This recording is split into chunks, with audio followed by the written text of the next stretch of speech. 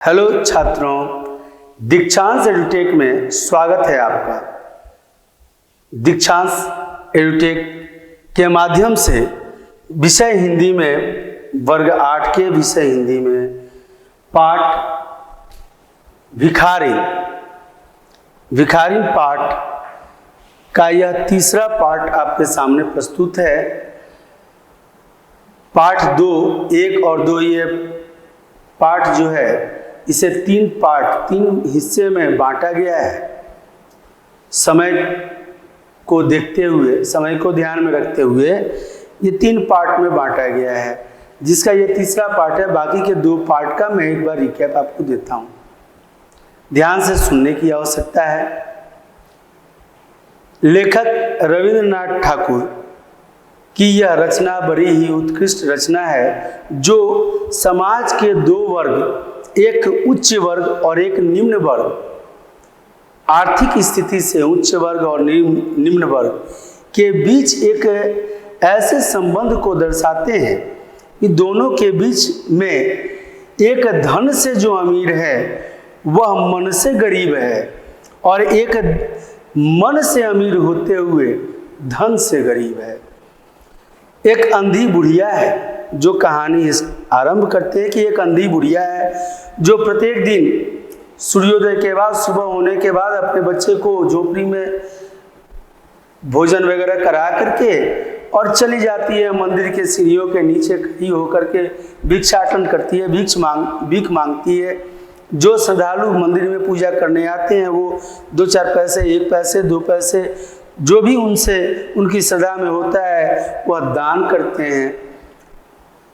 कुछ लोग अनाज वगैरह दान कर देते हैं, कुछ लोग खाने पीने की चीजें दे देते हैं, और उन चीजों को लेकर के शाम ढले वह भिखारिन अपने घर के राह चलती है। उसका घर शहर से बाहर है, एक झोपड़ी है जिस झोपड़ी में दरवाजा तक नहीं है। वह भिखारिन जब रास्ते में रहती है तो भी याचना करते हुए आती है, लोगों से भीख मांगते हुए ही अपने घर तक का सफर तय करती है। कोई दुत्कार देता है, कोई फटकार देता है, कोई डांट देता है, कोई 1-2 पैसे डाल देता है उसे, और वह सबके लिए भला ही मांगते हुए, ईश्वर से कामना करते हुए अपने घर तक आती है। जैसे ही वो अपने घर में आती है, घर तक आती है, एक 10 वर्ष का बच्चा है जो दौड़ करके जाके लिपट जाता है, जैसे अपने मम्मी पापा, दादा दादी के आने पर बच्चे जा करके लिपट जाते हैं। वास्तव में वह बच्चा किसका है यह किसी को नहीं पता।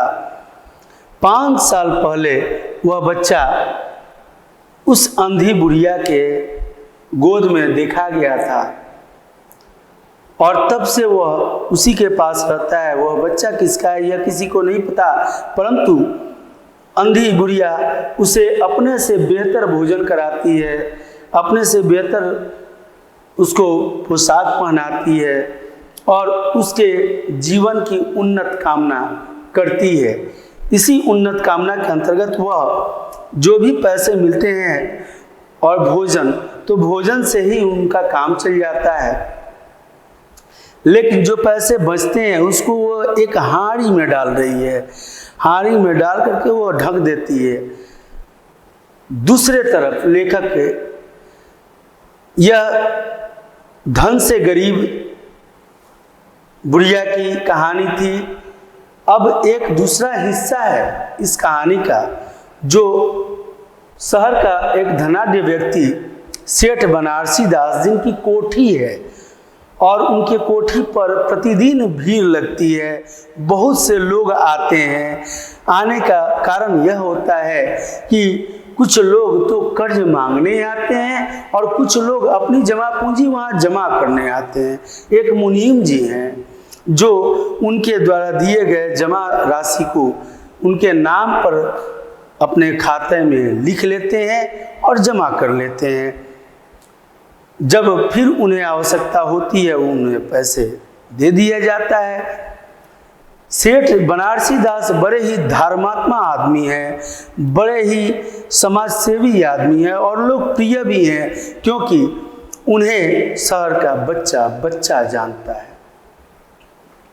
ये बात बुढ़िया भी जानती है, अंधी भिखारिन भी जानती है कि वहां पर लोग अपने पैसे जमा करते हैं। इसके घर में जो हाड़ी रखी हुई है वो भर चुकी है, यह भी जानती है कि वहाँ जमा किया जाता है, परंतु जब भी जमा करने का मन बनाती है, इसके मन में बार बार ये बातें आ जाती है कि हिचकिचाहट एक होती है कि नहीं, जमा नहीं करते हैं। परंतु जब उसे यह ख्याल आता है कि उसका बच्चा छोटा है और बच्चा बड़ा होगा तो उसे पैसे की जरूरत पड़ेगी, और यह सोच ही उसको वहाँ ले जाने के लिए मजबूर करती है।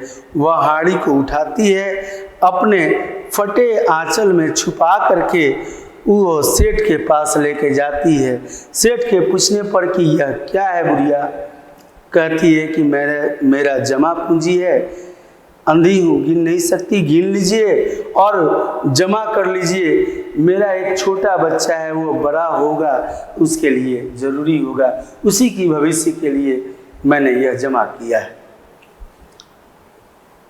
मुनीम को वह इशारा करते हैं और मुनीम जी खाते में उस पैसे को जमा कर लेते हैं। पैसे जमा हो जाने के बाद से बुढ़िया चली जाती है और इन सब के दिन अच्छे बीतने लगते हैं। उधर सेठ जी अपने घर खुश, इधर बुढ़िया अपने घर खुश। परंतु अचानक 2 साल के बाद बच्चा 12 वर्ष का हो जाता है, तब उसे बुखार ने पकड़ लिया है, पकड़ना जकड़ लिया है और ऐसा कि छोड़ने का नाम नहीं ले रहा है। बुखार में वह बच्चा तप रहा होता है। बुढ़िया से जो भी बन पड़ा है, झाड़ फूंक टोना टोटका आदि, वह अपने तरफ से घरेलू दवाएं उपचार अपने तरफ से वह भरपूर देने की कोशिश की है, परंतु उसका ज्वर कम होने का नाम नहीं ले रहा है। अंत में बुढ़िया के दिमाग में ये बात आती है, अंधी भिखारिन के दिमाग में ये बात आती है कि पैसा तो इसी के लिए मैंने जमा किया था, अब अगर ये बच्चा ही मर जाएगा तो पैसा किसके लिए रहेगा। इसलिए वह सेठ के यहाँ जाती है और कहती है कि सेठ जी, जो मेरी जमा पूंजी है उसमें से 5-10 मुझे चाहिए, मेरे बच्चे की तबीयत खराब है, मैं उन पैसों से इसे डॉक्टर से दिखाऊंगी। सेठ बनारसी दास कहते हैं कि यहाँ मेरे पास किसी का कोई 1 पाई भी जमा नहीं है। यह सुन करके बुढ़िया हतप्रभ हो जाती है और कहती है कि नहीं सेठ जी, 2 वर्ष पहले मैंने जमा किया है, आपके खाते में जमा किया है। तब सेठ जी मुनीम को कहते हैं कि एक बार देखो तो तनी।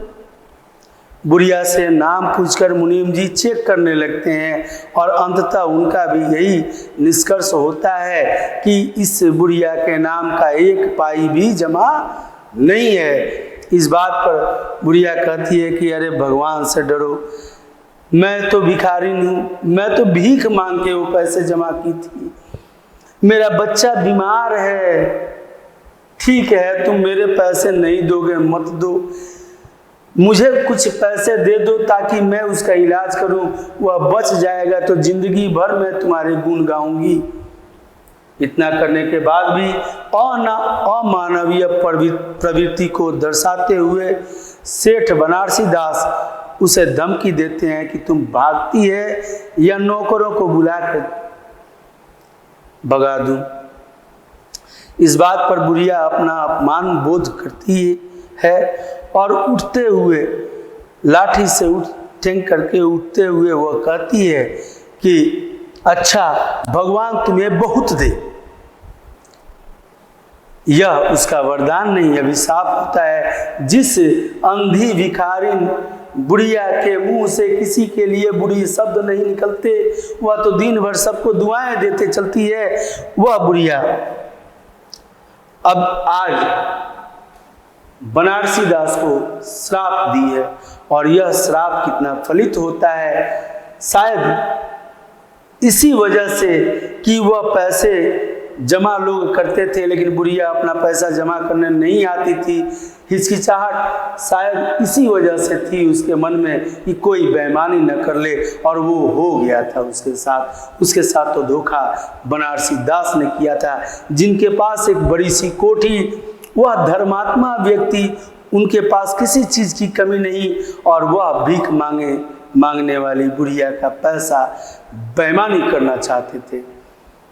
अंततः बुढ़िया वहाँ से मायूस होकर के अपने कुटिया में चली आती है, झोपड़ी में, और अपने बच्चे के हाल दुर्दशा पर वह आंसू बहाने के अलावा उसके पास कुछ और नहीं बच जाता। तब अचानक एक दिन और भी तबीयत दिन प्रतिदिन बिगड़ते जाने के कारण एक दिन ऐसी स्थिति हो जाती है कि वह बच्चा मरणासन पर होता है, मरने लायक होता है।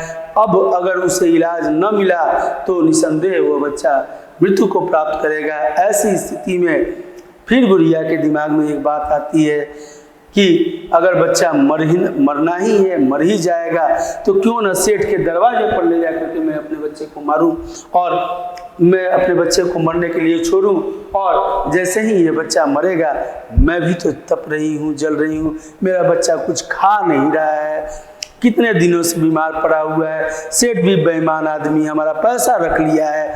ये तमाम बातें देखने के बाद उसने यह निर्णय लिया और बच्चे को उठाकर गिरते पड़ते सेठ के दरवाजे पर पहुंच गई। सेठ अमानवीय प्रवृत्ति के धारक, कैसे उन्हें धर्मात्मा की उपाधि जाती थी, या फिर यूं कहें कि समाज वैसे ही व्यक्तियों को धर्मात्मा के नाम से जानता है। धर्मात्मा की परिभाषा बदल गई, लेकिन धर्मात्मा का स्वरूप स्थापित जो हो रहा है यहाँ पर, यह धर्मात्मा नहीं दुरात्मा का स्थापित हो रहा है सेठ बनारसी दास के रूप में। परंतु जब एक नौकर देखता है बुढ़िया को बैठे हुए अपने बच्चे के साथ, तो वह जा करके सूचना देता है। सूचना देने के बाद से उन्होंने कहा कि भगा दो।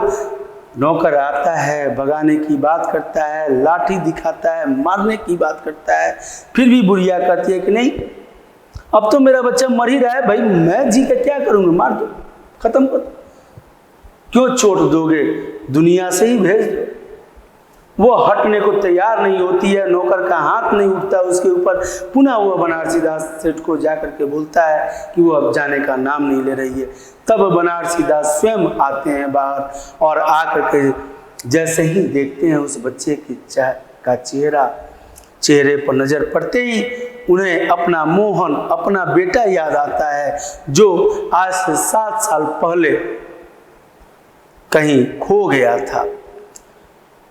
देखने के बाद उन्हें ऐसा महसूस होता है कि अरे मेरा बेटा मोहन है, परंतु एक संदेह थी उनके मन में, क्योंकि ऐसे लोग बहुत ही संदेही होते हैं।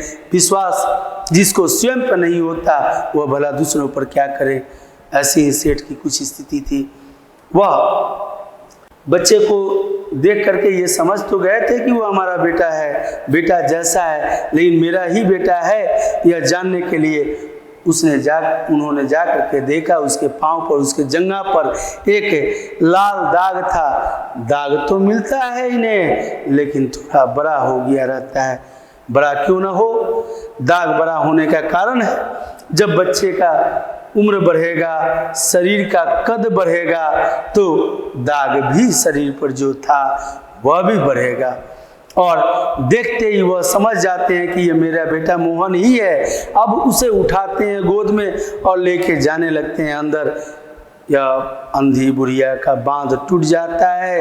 अश्रुधारा तो पहले ही बह रही होती है, अब वह चिल्लाकर छाती पीट कर कहती है कि अरे मेरे पैसे तो तूने हजम कर ही लिए, अब क्या मेरा बच्चा भी मुझसे छीन लेगा। यह बात सुनने के बाद हतप्रभ होते हैं सेठ, और उससे कहते हैं कि मेरा एक ही बच्चा है और यह बच्चा मेरा है, मैं इसे किसी भी कीमत पर बचाऊंगा। बुढ़िया उसके ऊपर हंसती है कि वाह रे, तुम्हारा बच्चा है तो किसी भी कीमत पर बचाओगे, अगर मेरा बच्चा होता तो। एक देखिए यहाँ कहानी में रविंद्रनाथ ठाकुर जी ने इतनी मार्मिकता से इन तथ्यों को रखा है कि एक तरफ सेठ जो स्वार्थीपन में बुढ़िया के दिए हुए जमा किए हुए पैसों को भी नहीं दे देना चाहता, और दूसरी तरफ एक गरीब जिसके पास कुछ भी नहीं है, वह उन्हीं के बच्चे को अपने यहाँ पाल पोस करके बड़ा कर रही है, वह स्नेह वह प्रेम दे करके उसे पाल पोस रही है, वह उसी के लिए पैसे जमा किए। और एक ऐसे निर्दयी व्यक्ति जो धन से तो धनवान है लेकिन मन से मनहीन है, वह किसी का भला कैसे कर सकते हैं भला।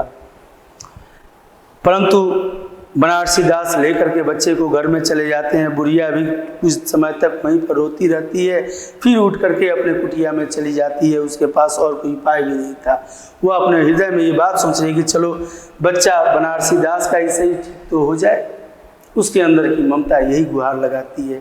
और अगले दिन होता भी कुछ ऐसा ही है। ईश्वर की अनुकंपा होती है या दवाइयों का असर, यह तो कहना कठिन है, परंतु बच्चा आंख खोलता है और बोलता है।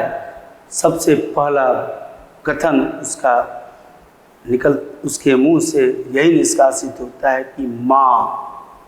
और जब आंख खोलता है, अपने चारों तरफ अनजाने लोगों को देखता है। अपनी माँ उसे कहीं नहीं दिखाई देती, जो भिखारन थी उसे ही वह माँ कहता है। माँ नहीं दिखाई देती, वह पुनः सोता है और उसका ज्वर बढ़ते ही जाता है। डॉक्टर भी जवाब दे चुके हैं। अब डॉक्टर भी कह चुके हैं कि इसका कोई इलाज नहीं, इसे लाइलाज बीमारी हो गई। सेठ बनारसी दास के मन में ऐसी बात होती है कि नहीं, शायद बुढ़िया को यहाँ रखने पर लाने पर यह बच्चा पुनः जीवित हो सकता है।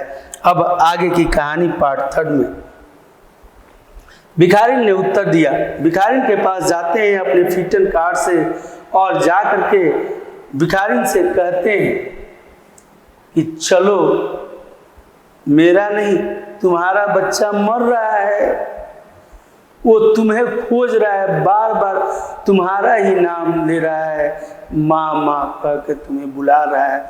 तुम नहीं चलोगी तो मर जाएगा, कृपया करके चलो। तब भिखारन ने उत्तर दिया कि मरता है तो मरने दो, कौन सा मेरा बच्चा है, मरता है तो मरने दो, मैं भी मर रही हूँ। हम दोनों स्वर्ग लोक में फिर माँ बेटे की तरह मिल जाएंगे। इस लोक में सुख नहीं, वहां मेरा बच्चा सुख में रहेगा। मैं वहां उसकी सुचारू रूप से देखभाल करूंगी, सुचारू रूप से देखभाल उसकी करूंगी। सेठ जी रो दिए। और ऐसा सेठ जो आज तक उन्होंने किसी के सामने सिर न झुकाया था, किंतु इस समय भिखारिन के पांव पर गिर पड़े और रो रो कर कहा, ममता की लाज रख लो, आखिर तुम भी उसकी माँ हो, चलो तुम्हारे चलने से वह बच जाएगा। एक माँ के लिए ममता शब्द उसका पर्याय होता है। ममता ही तो है माँ की जो इसे महान बनाता है, ईश्वर से भी ऊंचा स्थान दिलाता है। और ममता शब्द ने भिखारिन को विकल कर दिया। उसने तुरंत कहा, अच्छा चलो। सेठ जी सहारा देकर उसे बाहर लाए और फिटन पर बिठा दिया। फिटन घर की ओर दौड़ने लगी। उस समय सेठ और भिखारिन दोनों एक ही दशा थी। दोनों की यही इच्छा थी कि शीघ्र से शीघ्र अपने बच्चे के पास पहुंच जाएं, क्योंकि आशंका थी कभी भी कुछ हो सकता था, बच्चा अपना प्राण गंवा सकता था। कोठी आ गई। सेठ जी ने सहारा देकर भिखारिन को उतारा और अंदर ले गए और ले जाकर चारपाई के सामने खड़ा कर दिया। भिखारिन ने टटोल कर मोहन के माथे पर हाथ फेरा। मोहन पहचान गया कि यह उसकी माँ का हाथ है। उसने तुरंत नेत्र खोल दिए और उसने अपने समीप खड़े हुए देख कर कहा, माँ तुम आ गई, माँ तुम आ गई। सोचिए कैसा भाव विह्वल उस बच्चे का हृदय, जो अपनी माँ को खोज रहा था, उसकी माँ नहीं दिख रही थी, उस बात से तड़प करके पुनः बीमार पड़ गया। पहले से तो कमजोर था ही। भिखारी ने स्नेह भरे स्वर में उत्तर दिया, हाँ बेटा, तुम्हें छोड़कर कहाँ जा सकती हूँ। भिखारी मोहन के सिरहाने बैठ गई और उसका सिर अपनी गोद में रख लिया। मोहन को बहुत सुख का अनुभव हुआ और वह उसी की गोद में सो गया। अर्थात वह जिस बेचैनी में था मोहन, अब वह बेचैनी नहीं रही। उसे तो दुनिया की तमाम संपत्ति मिल गई, उसे तो उसकी माँ मिल गई। और अपनी माँ की गोद में जब बच्चा सोता है तो उसे और कहीं किसी बात का कोई आभास नहीं होता है, क्योंकि माँ की गोद उसके लिए प्रकांड पूरा ब्रह्मांड होता है, ब्रह्मांड से कम नहीं होता। दूसरे दिन से मोहन की दशा अच्छी होने लगी और 10-15 दिनों में वह बिल्कुल स्वस्थ हो गया। जो काम हकीमों के जो सांदे, वैद्यों की पुड़िया और डॉक्टर के मिक्सचर ना कर सकते थे, वह भिखारिन की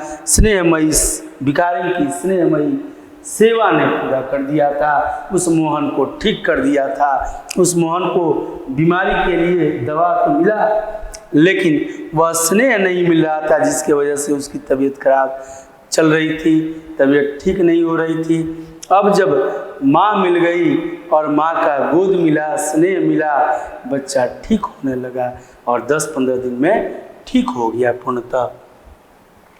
मोहन पूरी तरह स्वस्थ हो जाने पर भिखारी ने सेठ से विदा मांगी। सेठ जी ने बहुत कुछ कहा सुना कि उन्हीं के पास रह जाए, परंतु सहमत नहीं हुई।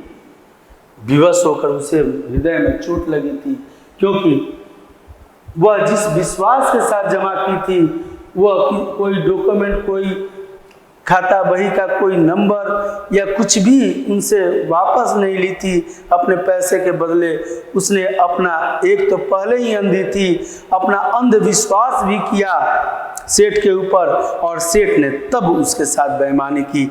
ऐसी सोच भी शायद नहीं होगी उस अंधी भिखारन की कि मेरे साथ यह धनाढ़ सेठ ऐसा कर सकता है, मेरे द्वारा भीख मांग करके बटोरे हुए पैसे को यह बेईमानी कर लेगा। उसको ऐसा नहीं समझ था, परंतु जब उन्होंने ऐसा कर ही दिया तो उसके हृदय को ठेस पहुंची थी। वह उस दरवाजे का पानी भी नहीं पीना चाहती होगी अगर उसमें तनिक भी खुददारी हो तो, और वही थी उसके अंदर खुददारी। ममता का बोध कराया था उन्होंने, सेठ ने, और ममता के बोध पर, ममता के बात पर वह अपने आप को रोक नहीं पाई थी। वह अपने सीने से लगाकर सुलाई थी उस बच्चे को, वह अपना बच्चा मानी थी। उस ममता का हवाला देते हुए जब लेके गए हैं सेठ, तो गई है, ठीक हो गया है बच्चा, तब पूर्ण रूप से ठीक हो गया है, तब वह कहती है कि अब मैं नहीं रहूंगी, जाऊंगी। सहमत नहीं हुई, विवश होकर विदा करना पड़ा। चलने लगी तो सेठ जी ने रुपयों की एक थैली उसके हाथ में दे दी। सुनिएगा ध्यान से उसका जवाब। थैली जब हाथ में देने लगे तो भिखारी ने पूछा, इसमें क्या है? सेठ जी ने कहा, इसमें तुम्हारी धरोहर है, तुम्हारे रुपये, मेरा वह अपराध जो मैंने करने की कोशिश की तुम्हारे साथ।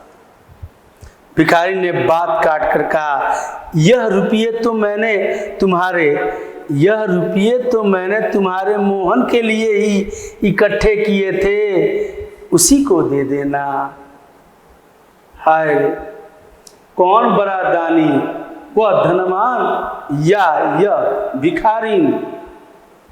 भिखारिन आज बड़ी है, क्योंकि उस सेठ वह धनवान होते हुए भी आज उनके सामने नतमस्तक गरीब भिखारी लग रहा था, क्योंकि आज तो उनके बेटे को, उनके जीवन को, बेटा ही जीवन था उनका, उनके जीवन को, उनके वंश को वह दान की थी। भिखारी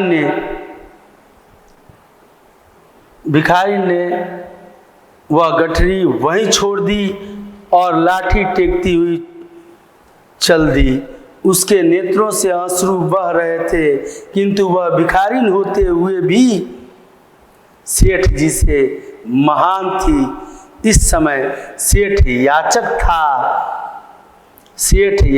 था और वह दाता थी, वह देने वाली थी।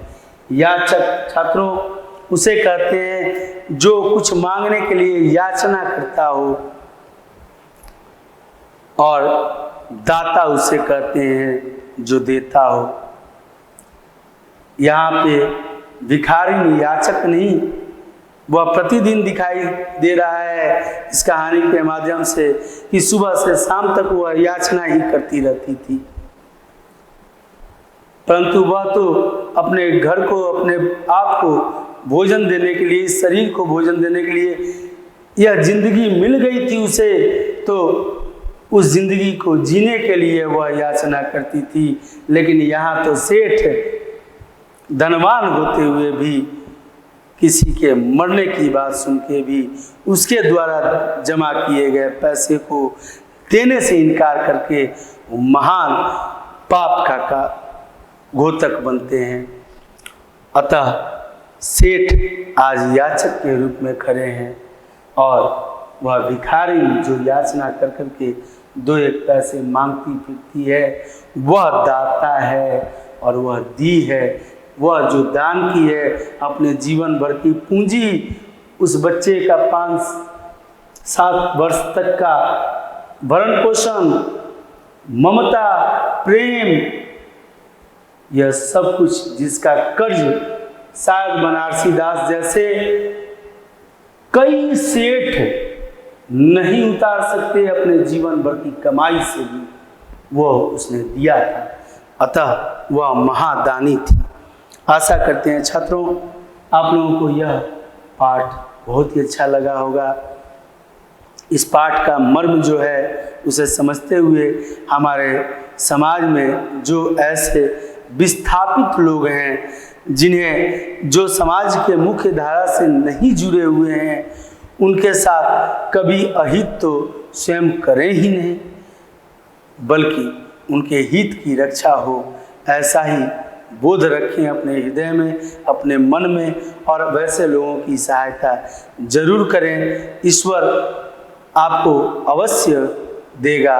ऐसे लोगों के ऊपर जो भी आपके द्वारा खर्च किया जाता है, समय, वक्तव्य, कार्य या धन, वह आपका बेकार नहीं जा रहा है, वह तो साकार हो रहा है। क्योंकि आपने सुना होगा कि तरुवर फल नहीं खाते हैं, सरोवर पियत न पान।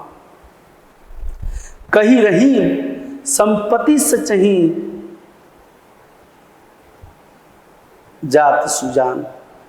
ये संपत्ति का संचय जो सुजान व्यक्ति होते हैं, सज्जन व्यक्ति होते हैं, वह परहित के लिए, परहित के लिए, पर मतलब दूसरे के हित के लिए वह संचय करते हैं।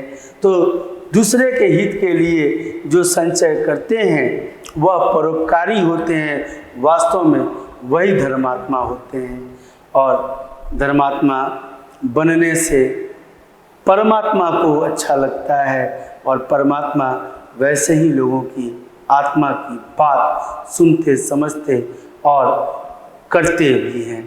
अतः इस पाठ से यह बोध लेते हुए हमें सदैव ऐसी मानसिकता रखनी चाहिए कि अपने से जो असहाय दिखने वाले लोग हैं उनकी सहायता अवश्य करें और मानसिकता को शुद्ध रखते हुए करें। धन्यवाद छात्रों, आपका दिन